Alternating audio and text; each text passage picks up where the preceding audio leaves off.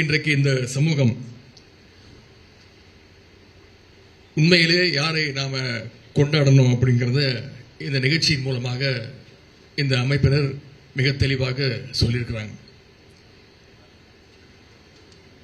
இதையே சொல்றேன், இன்னைக்கு மக்களுக்கான களப்போராளிகளை கொண்டாடுறதை விட இன்ஸ்டாகிராமில் செல்போன்ல ரீல்ஸ் எடுக்கிற போராளிகளை தான் இன்னைக்கு சமுதாயம் அதிகமாக கொண்டாடிட்டு இருக்கு.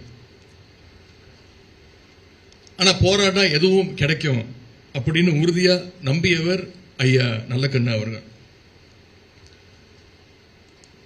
அதற்கு ஒரு மிகச்சிறந்த உதாரணம் சமீபத்தில் நடந்த பாலன் இல்லத்தில் நடந்த டெல்லியில் நடந்த நீட் விலக்கு போராட்டம்.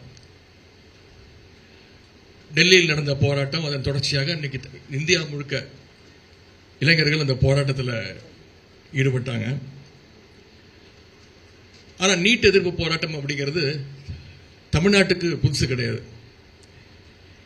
என்னைக்கு நீட் முதலா வந்துச்சோ அன்னையிலிருந்து திராவிட முன்னேற்ற கழகம் அதை எதிர்த்து கொண்டுதான் இருக்கின்றது. குறிப்பா எங்களுடைய திராவிட முன்னேற்ற கழகத்துடைய இளைஞர்களின் சார்பாக நீட் தேர்வை ரத்து செய்யணும்னு பல போராட்டங்கள் நடத்தியிருக்கிறோம். உண்ணாவிரத போராட்டம் நடத்தியிருக்கிறோம், ஆர்ப்பாட்டம் நடத்தியிருக்கிறோம், கையெழுத்து இயக்கம் நடத்தணும். கிட்டத்தட்ட 80 லட்சம் கையெழுத்துக்களை பெற்றோம். பைக் ரேலி அப்படின்னு பல்வேறு நீட் ஒழிப்பு போராட்டங்களை திராவிட முன்னேற்ற கழகம் நடத்தியிருக்கு. அது மட்டும் இல்லை, எங்களுடைய அரசு அமைஞ்ச பொழுது 2021ஆம் ஆண்டு கழக அரசு அமைஞ்ச உடனே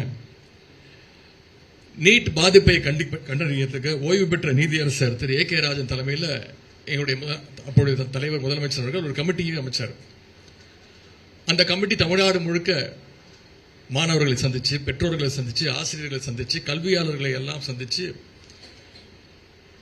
ஒரு பரிந்துரையை அரசு கொடுத்தாங்க. அந்த பரிந்துரையின் அடிப்படையில் நீட் விலக்கு வேணும்னு ஒரு சட்ட முன்வடிவை எங்களுடைய கழக தலைவர் அப்போது முதலமைச்சர் அவர்கள் கொண்டு வந்தாங்க. அதற்கு ஆளுநர் ஒப்புதல் கொடுக்கல.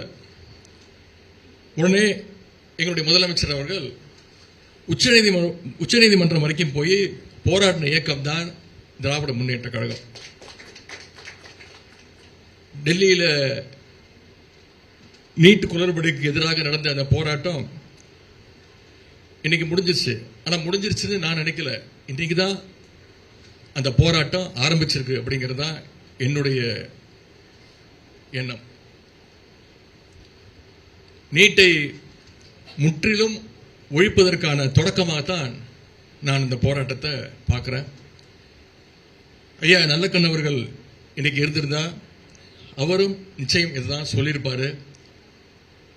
ஐயா நல்லக்கண்ணு அவர்கள் எந்த அளவுக்கு எளிமைக்கு சொந்தக்காரரோ அதே அளவுக்கு போராட்ட குணத்திற்கும் அவர் சொந்தக்காரர்.